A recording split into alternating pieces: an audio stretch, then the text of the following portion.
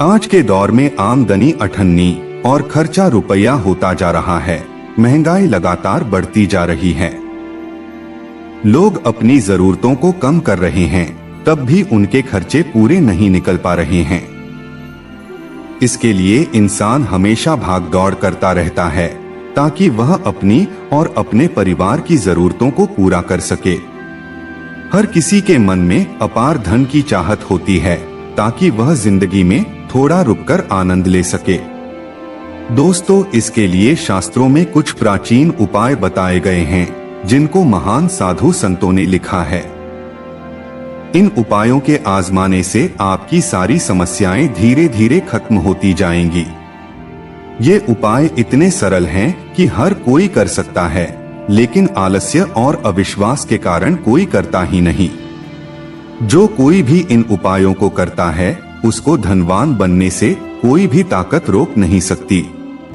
तो चलिए जानते हैं वो उपाय। नंबर 1, धन और वैभव प्राप्त करने के लिए घर के मंदिर या फिर किसी अन्य क्षेत्र में लक्ष्मी जी का ऐसा चित्र लगाएं जिसमें वह कमल पर बैठी हो। ऐसी तस्वीर घर में बहुत शुभ मानी जाती है। ऐसी तस्वीर लगी होने से घर में धन धान्य की कमी नहीं होती।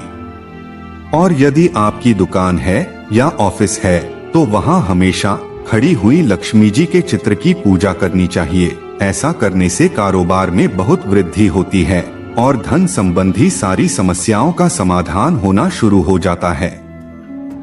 नंबर 2, ज्यादातर घर में तुलसी का पौधा जरूर होता है, किंतु तुलसी का पौधा हमेशा ईशान कोण में होना चाहिए और इस कोण में ही तुलसी की पूजा पाठ करना चाहिए।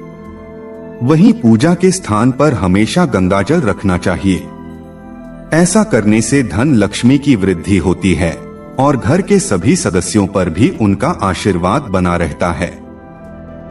नंबर 3, दोस्तों, यदि घर का कोई सदस्य नौकरी की तलाश में है और काफी मशक्कत के बाद भी नौकरी नहीं मिल रही है, या आपका कोई कारोबार है और उसमें आर्थिक उन्नति नहीं हो रही है, तो नियमित रूप से श्रीमद् भगवद गीता के अंतिम श्लोक यत्र योगेश्वरः कृष्णो यत्र पार्थो धनुर्धरः तत्र श्रीर्विजयो भूतिर्ध्रुवा नीतिर्मतिर्मम, इस मंत्र का रोज 21 बार जप करना चाहिए। इससे आपको असीम आत्मबल मिलेगा और जल्द ही कहीं न कहीं नौकरी के योग बन जाएंगे। आपका कारोबार भी अच्छे से चलने लगेगा। नंबर 4, दोस्तों, यदि आपके ग्रह नक्षत्र सही नहीं चल रहे हों तो शनिवार और मंगलवार को दूध, पानी और गुड़ मिलाकर पीपल के पेड़ में अर्पित करना चाहिए। इससे ग्रहों की अनुकूलता के साथ ही पितरों और देवताओं की भी कृपा प्राप्त होती है और जिन कारणों से भी भाग्य साथ नहीं दे रहा होगा वह कारण समाप्त हो जाते हैं और जीवन में प्रगति का मार्ग खुल जाता है। ब्रह्म पुराण में बताया गया है कि जो मनुष्य शनिवार को नियमित पीपल का स्पर्श भी करेंगे उनकी सभी बाधाएं दूर होंगी, शनि ग्रह उन्हें नहीं सताएंगे। नंबर 5, यदि कभी अनजाने में भी आपसे कोई पाप हो गया हो तो हर सुबह स्नान करके तुलसी में जल देने के साथ ही नियमित तुलसी की जड़ से मिट्टी लेकर माथे में लगाना चाहिए। शास्त्रों के अनुसार इससे पापों का क्षय होता है, साथ ही ऐसे व्यक्ति पर देवी लक्ष्मी की कृपा भी बनी रहती है। इस प्रकार से तुलसी की आराधना करने वाला व्यक्ति भगवान विष्णु का प्रिय होता है, इसलिए इन्हें ग्रहों के विपरीत प्रभाव का भी सामना नहीं करना पड़ता है। नंबर 6, सुख और समृद्धि पाने के लिए सायंकाल के समय घर के सभी सदस्यों को मिलकर आरती और भजन करना चाहिए।